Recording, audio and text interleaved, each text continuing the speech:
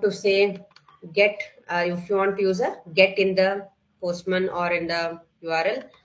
URL I'm using because I'm having some issues with the Postman. Okay, the same thing you have to do it with Postman.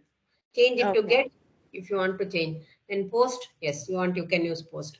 Okay. Post mapping is for saving some details. And at put mapping annotation for changing the details. And at delete mapping for deleting the record. Okay.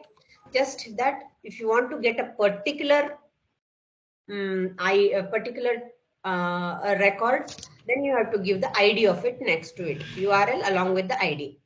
Or if you want to delete, you have to give what you want to delete, ID 1, 2, 3, whatever is the ID, you can pass it. Okay. So now let's go through some pieces of the code here. We will start from the beginning. So it has multiple packages first of all. Okay. Yeah. So what is the first package? It is the ready-made code which Spring provides. That is at Spring Boot application it will have. Okay. And it will not have much other details. It will just run my application. That's all. Okay. And it will have public static void main. Then the next class, controller class. Controller package will have usually we follow this. Inside the package, that particular class. Controller class, controller class. Model is nothing but Pojo class. Okay.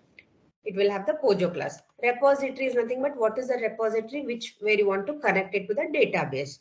Then service. We will have service. Service class, it will always talk to the repository. Okay. What happens is,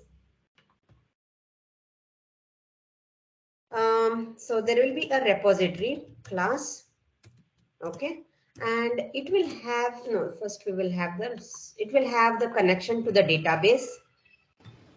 And if you want to talk to the database, we have to use a service class. Okay. So the purpose of service class is to talk to the database. Do the actual work will be done by service class.